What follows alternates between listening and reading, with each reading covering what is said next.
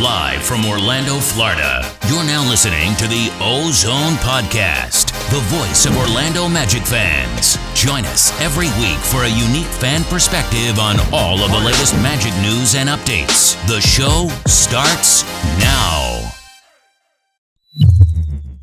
What's up, Magic fans? Welcome back to another episode of the OZone Podcast, brought to you by DraftKings and part of the Basketball Podcast Network. We are your hosts, Al, myself, Anthony.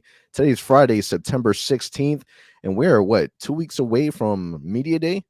Magic basketball is definitely right around the corner. In today's episode, we are going to be discussing Terrence Ross and some comments that he made around Bol Bol. We're going to talk about Franz Wagner and his stellar play in EuroBall.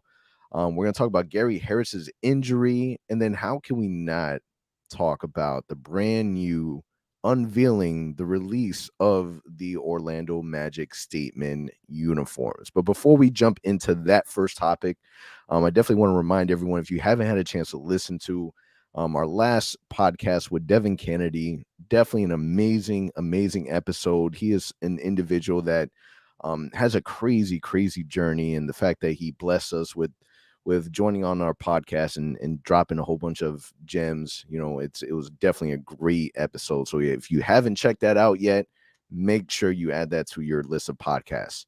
But without further ado, Al, brand new uniforms dropped at 9:00 in the morning yesterday. What are your thoughts? What were your initial thoughts when you were able to see what they look like for the very first time? So I will say, initially, when I saw the leak, the NBA 2K leak that came out a few days ago, I was like, I don't know. I got to see the actual thing. I wasn't too impressed. But seeing it live today, kind of seeing it a little bit in a video format, seeing it in different angles, man, it kind of jumps at you. It kind of pops a little more now, especially the side with the stars. Automatically made me a fan. So for one, I cannot wait to get my hands on it. To get one. Let's see who I get this year. But man, they're growing on me. I don't know if they're my favorite just yet. I gotta wait for the city edition and see what that looks like. But definitely an upgrade over our previous statement jersey. Yes. So my initial reaction is a little different than yours, because when I first saw it, I was a little confused. I was really confused because the first thing that jumped out at me was the green. Like I saw green trimming. I saw the same stars that you said that you saw. I just saw it in green. And the first thing that came to my mind was kind of like, oh, okay, this is different. And I started questioning because I'd sent you a text. It's like, bro, is this me, or is green? It would just be weird that you have magic blue and green. Like, that didn't make sense to me. But then immediately once I sent you that text message, to myself, I was kind of like, okay, maybe, just maybe, this is their version of maybe highlighting Orlando. When Mario Hezonja, he said that word in an interview, and it kind of stuck a little bit with the fan base. I thought maybe they were highlighting that for some reason. Okay, that maybe makes sense. Like, in my mind, I was automatically like finding a way to accept this green. But you said you didn't see it. And then I sent the same text to my wife, and my wife said that, yeah, she sees green also. So I'm like, what is going on? I quickly went to social media, started asking, and certain people also saw green. Some people were saying, I don't know what the hell you guys are looking at. I only see black. But that was the biggest distraction for me, is the fact that I still, like, even if you're watching this podcast on YouTube, I have the uniform behind me. To me, that still looks green. All right. But we got to a point where we're accepting the fact that it is black. Now, granted, I'm not the only one. I did a poll on our Instagram page, and on a poll of about 1,000 people, 70% of the people also said it looked green. Now, there is an explanation for that if you haven't had a chance to be able to look at what the explanation was. So Tony Wynn, who is one of the people that work with the Orlando Magic social media contact crew, he mentioned he can confirm that it's not green, that this was a shot that was done at the old downtown rec center, and they wanted to pay homage to that by showing the photos in a subtle, nostalgic way, therefore giving the photos a slight green tint. So confirmation, not green. Glad we were able to get that out of the way. It's black. Now, I will start off by saying I do believe that it's a major upgrade from our statement jersey from last year. Yep. I was not a fan of our statement jersey. I'm wearing it right now. Not a fan of it. Still bought it. But to me, it was a little plain. It was plain because just a jersey, but only had the black blocks on the left and the right side, right, with the pinstripes. I'm like, eh. But this here, they're finally giving us the full pinstripes, and I like the fact that they're incorporating the Tracy McGrady stars on the sides. Now, if you're adding this to our list of jerseys that we have, where would you rank it? What jersey would you say that is better or worse? So right now we have the white, the blue, the black, right? That's kind of what we know for sure we're going to be playing with this year. I still find the white ones, for some reason, that's my favorite. Like every time I go buy a jersey, I always find myself kind of steering towards the white jersey always. I would put it a solid second. I do like it more than the black, for sure. But like I said, I want to see what the city edition looks like. There's some rumors out there that we may bring back some classic jerseys as part of the city edition. I don't know if that's possible, knowing that based on what we've heard, we can only use classic jerseys every 5th anniversary of the team. So that would be next year. That would be our 35th anniversary. So let's see. But for now, if I had to rank it myself, it would be the white ones, the blue ones, and the black ones third. So I feel like there's a mixed reaction with the fan base. We also did a poll on this jersey to kind of see what people were really thinking. And about out of 1,000 people that participated in this poll, 83% of the people said that, this jersey was good. It was hot over trash. And honestly, I feel like this might be the best jersey that we have. Now, mind you, initially when I saw the jersey, I'm not saying that I was jumping out of my seat like, man, this is the best thing that I've ever seen in my life. This is great. I can't believe the Magic did this. But I still think that they are very, very nice jerseys. At the same time, I kind of feel like we're kind of killing the pinstripes a little bit. Granted, we went from the statement jerseys that didn't have it to now they do have it.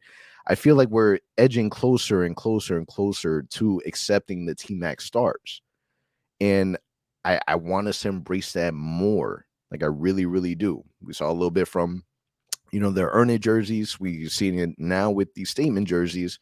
And I would like to see us embrace it way more. A lot of people had complaints about the font. They would like the font to be changed. From a little bit that we read, is our understanding that they can't do anything about the fonts until whatever contract is set up with Nike that allows them to change it. But I think at some point they need to accept the A in the star. I feel like if you put a star replacing the A, then I think it would elevate the jersey a little bit, in my opinion. Oh, 100%. I think if you put in there, just simple star instead of the A, it makes it 100% more modern. It kicks it back to the classic look of the Orlando Magic. But to your point, I wonder if there's some sort of hidden agenda with the stars, because we've seen it now a couple times. We saw it in blue a few years back with the earned jerseys. Now we're seeing it in black in this edition. So I wonder what's coming. We know a rebrand has to come at some point. We don't know if it's going to be next year, the year after, whenever that happens. Maybe it's a subtle message of, hey, something is coming and it's going to be stars. So we feature a lot more than what they are now. Definitely. I hope on the font, some way, somehow, that star comes back, because again, what they have now is way too plain. And like you mentioned, they cannot do anything with it until a full rebrand happens. So as much as we want it, we got to deal with Nike at this point. Yeah, the good news is that these jerseys do look a lot better than the initial leak, like you said earlier. And I really think that a big reason for that is the fact that, again, they added the stars on the side. So I think they look nice. I'm hoping because I already saw a couple of things online, but I'm hoping that the city editions end up being, really, like, I feel like last season our city editions were awesome. They were a great jersey. I wish they weren't orange. I wish that they were, our standard colorway, but I thought that they were really, really good city uniforms. And then from what I've seen online already, man, if they're really going that route, I don't know.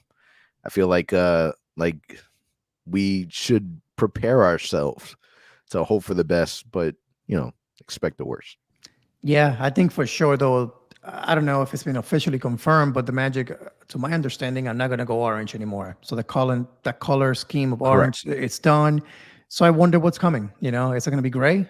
Featured more now. They love the gray for some reason. Nike and the Magic. I So think we'll it's more see. Nike. Yeah, I just don't know when it's going to be released. I think it's around November when they kind of start I think so too. announcing it, and then they play a bunch of games in December and the rest of the year So with the what city do you edition. what are you hoping for? Because we went in stages, right? We went from the space themes to the orange themes. Like what is it that you're hoping now? Now that we've retired the orange, what would you like to see on the city edition jersey? It's tough. I don't know if they're trying to be completely different, but if it was up to me, I would like to see again more stars, not on the side, not on the shorts, but actually on the jersey structure itself. So on the body of the jersey. Um, Again, by a little tribute to the T-Mac days, some way, somehow. It doesn't have to be the same, but something along those lines. I think we're due for that. We've kind of played around with so many ideas and different things. That would be my hope, at least. I mean, at least give credit to the Magic for trying to be creative with their city. Put in space uniform, that's creative. All right, whether you like it or not. True. In my opinion, they're probably one of the worst ones that we've ever had. But it's creative. It's outside the box. Going orange, it's creative. It's outside the box. Them even adding a floor is expensive. That's And it's right. out of the box. So I appreciate the fact that they at least attempted it, but definitely time to retire it. I'm hoping that they continue being creative. At the same time, I want us to be able to have something that, when you compare it across the league, you can look at the Magic and see that, man, those are nice. Because if there's one thing that you can always say about the Orlando Magic is that when it comes to our classic uniforms, like, they were iconic, and that's something that nobody's ever able to take away from us. And as long as we somehow stay true to that, it's something that I don't want to say makes the Orlando Magic popular, because it's not the right term that I'm looking for, but people still hold on to that. And I think that exposure is important. I think representation is important. And I think that, with that idea, they should definitely take it in and run with it. I don't know. We'll see. We'll see what they look like. Yeah, I mean, especially this year that there's going to be so many eyes on the Magic, having Paulo on the team, Correct. Franz getting all the attention that he's getting in EuroBasket. So I think a lot of people that are big followers of the NBA, writers and things like that, keep saying the Magic going to be fun. The Magic will be fun this season. So if you can some way, somehow take advantage of that and come out with this really cool City Edition jersey, again, the better it'll be for us. Yep. We'll see. All right. So it wasn't too long after we recorded with Orlando Magic UK. Penny, for your thoughts. Right after we got off the air, we didn't get a chance to talk about it because we had Devin Cannady on our episode. But Gary Harris underwent surgery on his left knee. So first and foremost, how much of an impact do you really think that would, happen with the Orlando Magic? And secondly, does it frustrate you that it's another moment where we're losing another player due to injury? I mean, this is a year that I'm hoping, I really, really am hoping that we can stay healthy. We haven't had a healthy team, it feels like, in 3-4 years. So we're due for some luck, man. But to start the season like this, Gary Harris, I don't know what role he's going to have. Some people want us, you actually said in our previous podcast, Probably. you expected him to be a starter if we're trying to win, because he adds, defense, he adds a 3-point shooting that we need. And I could see a world where that's actually true. So unfortunately, with him being hurt now, maybe missing training camp, maybe the beginning of the season a little bit, it takes away a player that's going to compete in training camp. It's going to compete against these young guys and make them better. Thankfully, the good news are when it first got announced, there was a lot of rumors that this could be something that could take months to recover from. Thankfully, based on what we're hearing, this could be something that takes 4 to 6 weeks, at the max 8 weeks. So considering he got hurt in early August or mid-August, that puts him at about the beginning of the season. Maybe he misses a month of the season, but he'll be back for the majority of the season. And that's the best news that we can kind of hope for here. But yeah, man, we need him healthy. We need him in the team. He's one of two vets on this team. If you want to, it's crazy to think about.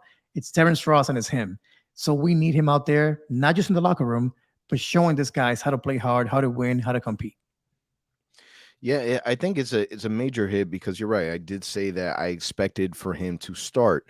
The reason why I said that is because he's one of the few veterans. He's a shooter, and I think that he would be the one that would complement Markelle Fultz the best. Now, with that being said, I think it's also a great opportunity now that Gary Harris isn't going to be ready to go right away. You know, I've been keeping an eye on Cole Anthony, what he's been doing all summer long, and he is someone that, you know, obviously you don't have to document everything, but with it being documented, you can tell that he's been putting a lot of the work in, and I'm expecting a really, really big season for Cole Anthony.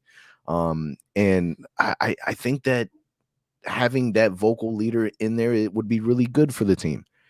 At the same time, I think that if we're really competing, like we're looking to win now, and I haven't had a chance to listen to the Coach Mo's interview with the Pod Squad.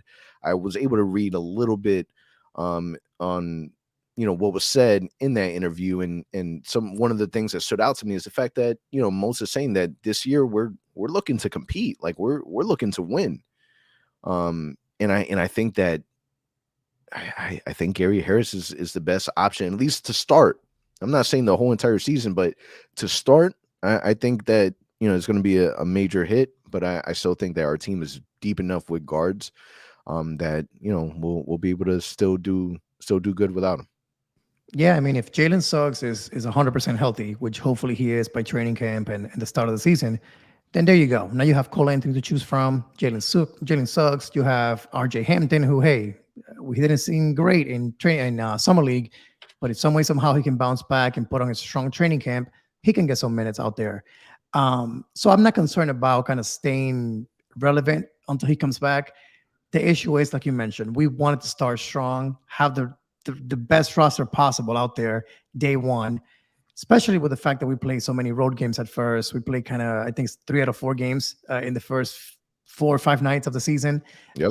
So a tough schedule. So having him out there would have been helpful with these young guys. Yeah, and what I love most, and what I think that people are really looking forward to, and even for Coach Mos, like there's no guaranteed, like there's no guarantee that Markelle Fultz is going to start, Cole Anthony is going to start, even Wendell Carter. We expect it and we assume it because talent wise, you want to put the best players to start. But I think that going into it, like people are really going to have to earn it, and Paulo included. Paulo's going to start. We know that. But it's not just here you go. Like you're gonna have to show it, and I think that he's talented enough that he will show it. But I think that that's going to be really, really exciting because I think it's going to be a major battle in there with these players. With Jonathan Isaac, that has a lot to prove. Paulo has a lot of weight on his shoulders, being that number 1 pick. Markelle Fultz coming off that injury. Cole Anthony not wanting to be a 6th man. He's hearing it. There's no way that he doesn't hear it. People are talking about it all the time. People are saying that he's a 6th man type of player. He's saying, no, the hell I'm not. I'm going to show you. And I think that it's going to be exciting. And the fact that they're going to be doing it in their brand new practice facility, I think that all that is really exciting. Now, my question to you, Al, because we haven't had a chance to really talk about it, when it comes to the training facility, how important is that for the Magic? Okay, cool. Like they spent over $70 million on this training facility. Alex Martin said that he traveled across, everywhere and compared training facilities, and he made sure that he had the best one in the world. Well, what are your thoughts on it? Is it really going to make that much of an impact? I mean, when you hear guys like Terrence Ross say that it's the best facility that he's seen in the NBA, we heard Wendell Carter say the same thing. The young guys are talking about, hey, why even go home? We have it all here. We have a barber. We have a pool. We have everything we need in this place. I think that's the atmosphere that you're trying to create, right? It's basically make it where, hey, we practice here, but we're a tight group. We can hang out together here all day long if we need to. So hearing those things is exciting. Also, don't forget, the Magic finally have money to spend this offseason. If they choose to spend it this year, great. If they want to delay one more year, then they can spend it next year. But players look at little things like this, like a great practice facility, like a place they can call home and feel comfortable. That family room looks amazing. So if a player comes in here with some kids and a wife that wants to enjoy Florida and save on taxes and also add this as a bonus, then why not? So I think it's definitely it's going to give the Magic an edge when it comes to free agency, when it comes to guys wanting to play here. And then, of course, we have a great young roster that, as they develop, hopefully it's going to attract more vets and players that want to play in Orlando that can help us win. So it can never hurt us. If anything, it's a great added bonus to us as a franchise. But I mean, it looks amazing. I know we saw tours, the videos, the pictures. It looks incredible. What were your thoughts on it, and what do you think is the impact that it can have on our team? I mean, 2 full courts, an altitude chamber, a hydrotherapy, whatever, a full kitchen, really expensive locker room. You're looking at the Magic saying, "Hey, we're spending money, we're investing in our team." And I think that one is not only important because players talk amongst each other, right? If a free agent is interested to coming to Orlando and he knows so and so, you don't think he's going to reach out and be like, "Yo, like, what? How is it really over there? How's Coach Mose? How's the front office? How's the ownership? How's whatever?" The training facility is a really, really big talking point. And I think that the minute that it was announced that it was open, like, dude, it went viral. The boardroom, hoops hype, house of highlights, like everyone was talking about our training. The whole entire world knows that the Magic spent $70 million on a training facility, and there was pictures to back it up. So, okay, what's important is, let's say that the Magic has a successful season, right? The best exposure that the Magic could have is play meaningful basketball, whether it's in the play-in, the playoffs, or whatever case may be.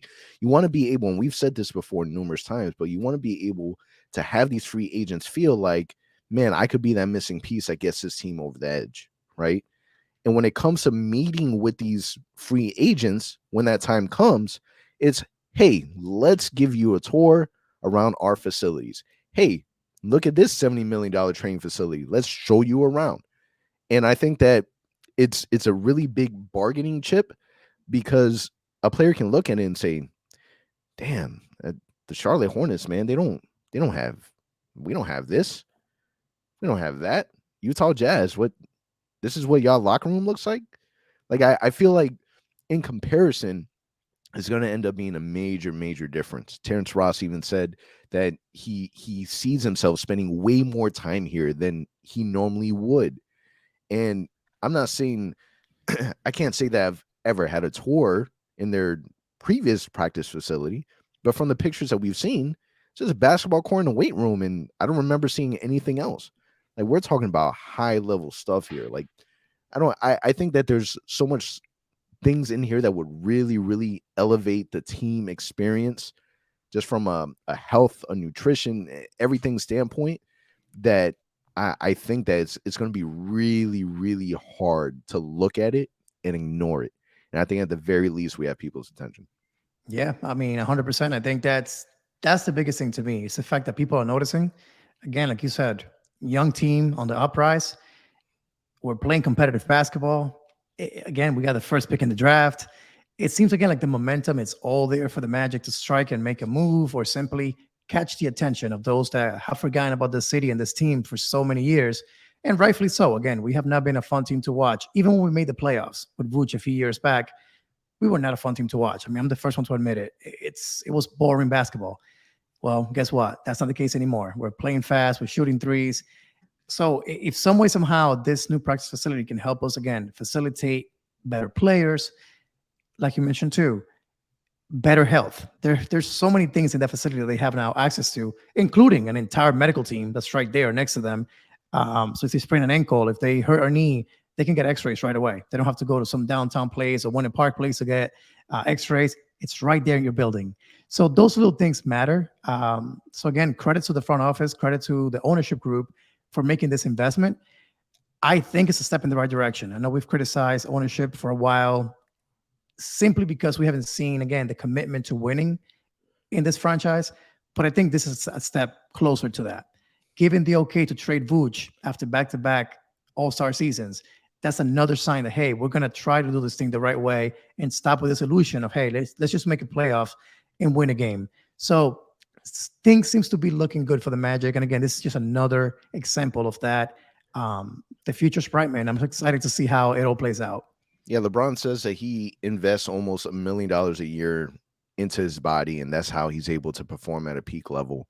And one of the first things that kind of, what I think about is, all right, so maybe Cole Anthony doesn't have to spend $1 million on his body, but it's because, hey, all you got to do is show up and we have everything here. I'm not saying I know anything that LeBron is doing to be able to spend $1 million. But what I'm saying is that there's no reason to be at like a high peak level. You know what I mean? Like there's zero reason, because there's everything.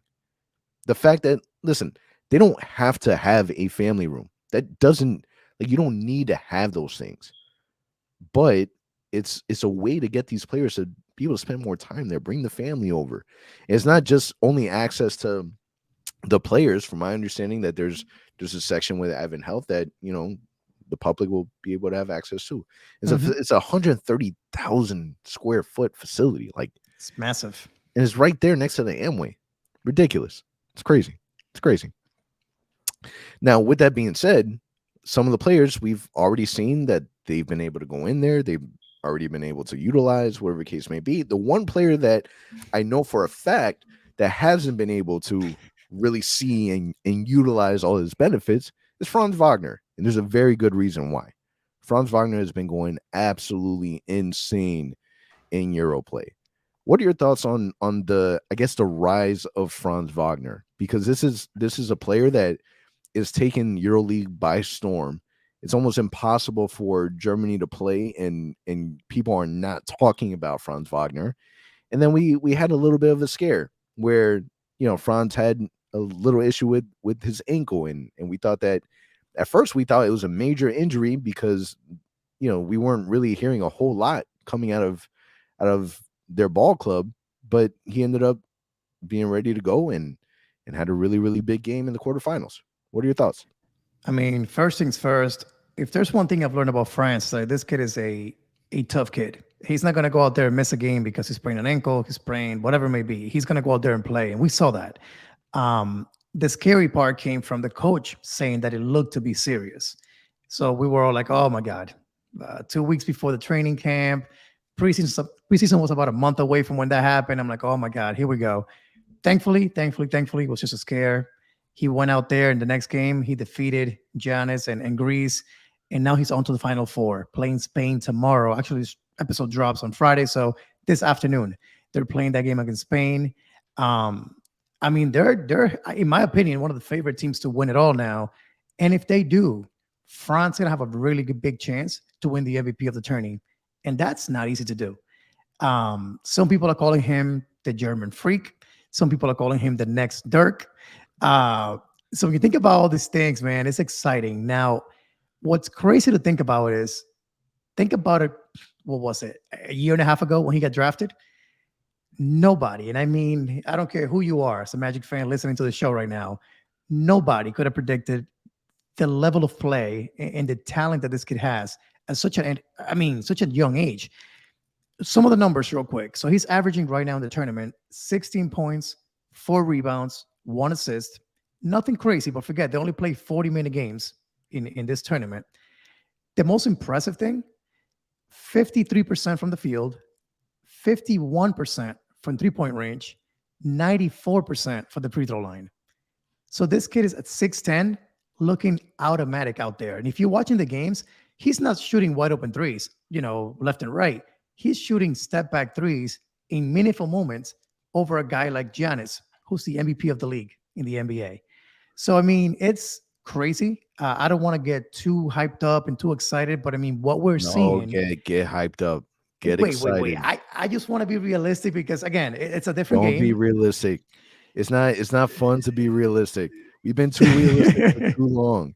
Franz Jacob Wagner. I'm gonna start calling him Jacob Buckets, just because it's crazy the amount how much social media really changes people's perspective. Because the way that he's playing better basketball. Like we see the improvements already, right? We see it, but people haven't seen it.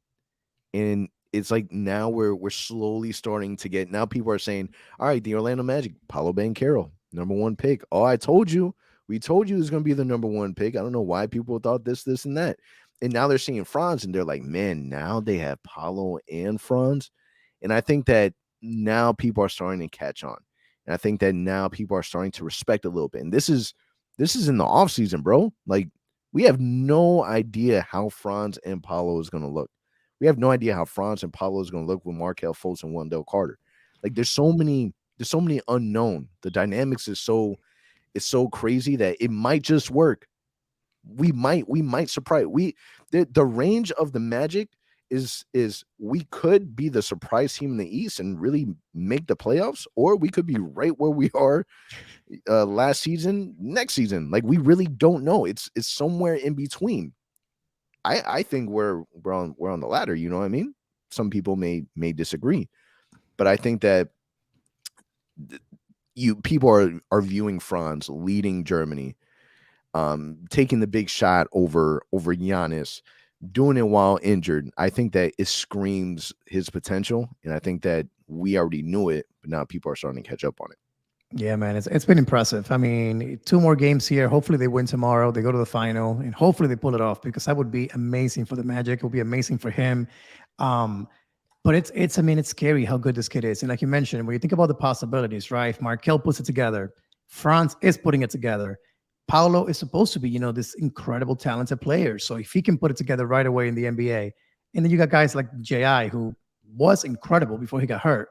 If he can come back somewhat close to what he used to be, Wendell Carter took a major leap last season. Cole Anthony, you said it, has been busting his butt all summer working out.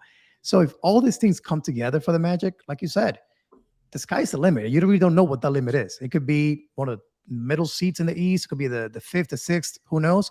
Or it could be barely making it. Or it could just be, like I said, we're tanking again. Who knows? That would be in the worst case scenario in my mind.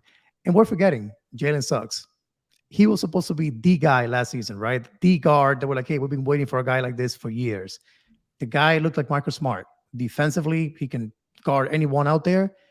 If he can just shoot the ball, man, and just make a couple of threes a night, it's over. Like, if he can be the key member of this team to put it together, I think this team is going to go really far. And I mean, it's exciting to see all these things kind of play out. But Franz, man, for sure, has shocked me in a good way. We just hope that it continues, because the sky's the limit with this kid. Yeah, if you haven't already done so, make sure you go to OrlandoMagicHQ.com. Our man Kieran just dropped an article around Franz, a really good article, just kind of highlighting what he's been up to this offseason.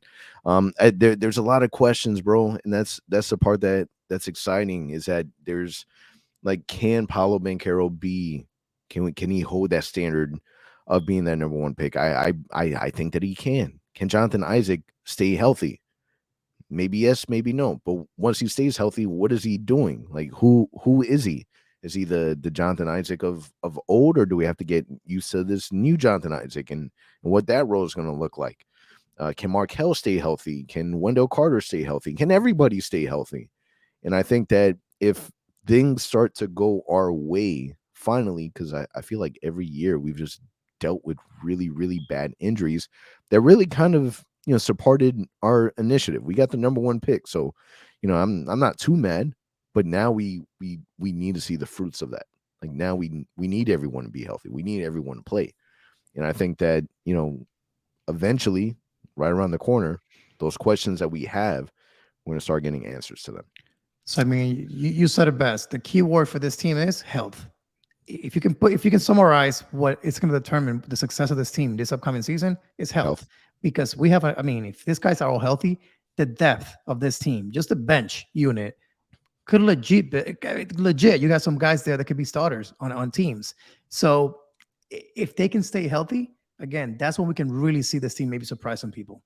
Yeah, $70 million training facility. We got admin health downstairs. This team better be healthy. Now, Terrence Ross recently, on his T. Ross podcast, he had some interesting comments around Bol Bol. Pretty much saying that this dude is a freak of nature. that he's able to do some unreal things that you've never seen done before. My question to you is this all smoke? Do we really think that Bol Bol has an opportunity to really crack a rotation? Forget, the outlandish takes, which is, him being productive and out of nowhere becoming an all-star, right? Forget that world. Cracking a rotation. Can he be that? I don't think so. At least not right off the bat. And we just talked about health with this team. The only way I can see that happening is if we have some injuries early on, especially to the big guys. Say Mo Bamba goes down, or say Wendell goes down for a week or two, and you need that extra help, and he gets some exposure out there, gets some minutes, and he impresses in that time, then maybe. But right off the bat, in my opinion, you got guys that at this point in their career are simply better than he is. Now, the things that Terrence Strauss said are all accurate. This dude can hit threes. This dude can dunk on people. He can block anybody. So freaking tall. Nothing new there. We know all those things about Bol Bol.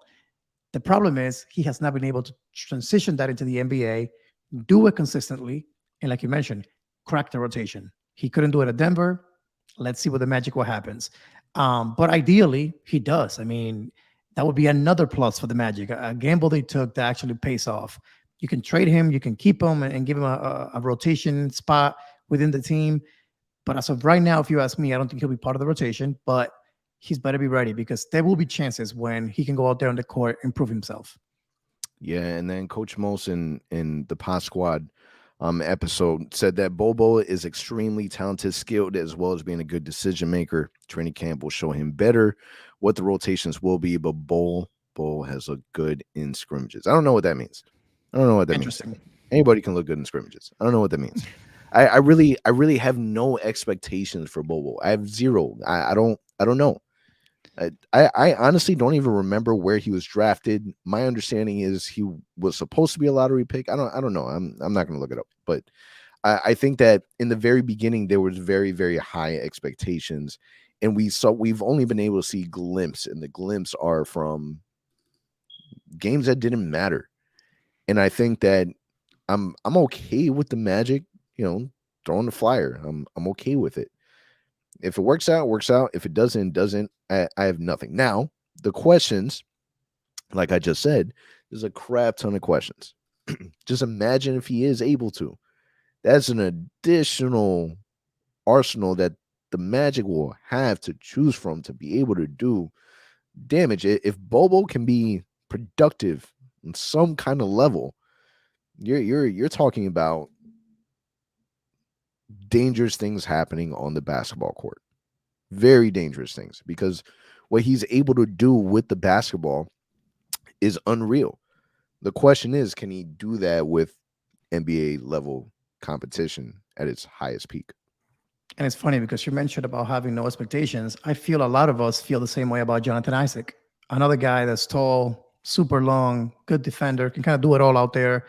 So to your point, if these two guys come in, they are the perfect build to what our front office likes, right? It's lengthy guys that can kind of do it all on the court. It would be amazing if they can put it together. And I'm including them both in the same sentence because their issue has been health. They haven't been able to stay healthy, both J.I. and Bol Bol, but we know the potential on both. To answer your question, Bol Bol was supposed to be a lottery pick. He injured his foot in college, and then the Nuggets took a flyer on him on the second round. So that was kind of a yeah. So again, this kid fell heavily in the draft. Nobody expected him to fall that low. So I mean, it's on him. If he's hungry, he'll get his chances in Orlando for sure. It's a matter of can he do it, and he can stay healthy. That's the biggest thing. He's wearing Evan Fournier's jersey, so he's got to be a baller, right? That's just automatic. You wear 10, you're a baller. Isn't that the way that works? Maybe yes, maybe no. What I would like to see is a Jonathan Isaac, Mo Bamba, and Bol Bol lineup in some capacity. I'd like to see it once, just to see it. If we are ever up 20, just throw out an all 7-footer lineup out there. Just do it. Put Paolo at point guard, Franz at the 2, Jai at the 3, Bol Bol at the 4, Mo Bamba at the 5. Just do it. What's the worst that can happen? Just do it. Why not? We've done worse. Yeah, we have. All right. So listen, Media Day is not too far away. Next week we're gonna start doing our official season preview episode ahead of Media Day, just to get everyone in preparation for it. This off season I feel like it's gone by so fast and so slow at the same time. A lot of highs for the Orlando Magic, from drafting Paolo, getting the number 1 pick, to Franz balling out the way that he is. There's a lot of things to be excited for. And we're almost there. What's the countdown? So wait, we got let's see. So we got Media Day in less than 2 weeks. And the week after that is our first preseason game against the Grizzlies. So we're looking at about 2 weeks and a half. Yeah, that's gonna fly by stupid quick. For sure. Stupid quick. But man, I think that's all we got, right? That's all the topics. That's it. Man, that's a wrap. I appreciate you guys listening. We'll catch you guys next week. Thank you for listening to the OZone Podcast, the voice of Magic fans. For all the latest Orlando Magic news and updates, follow us on Twitter at the OZone Pod and on Instagram at Orlando Magic HQ. Remember to subscribe and leave a 5-star review on all your favorite podcast listening platforms.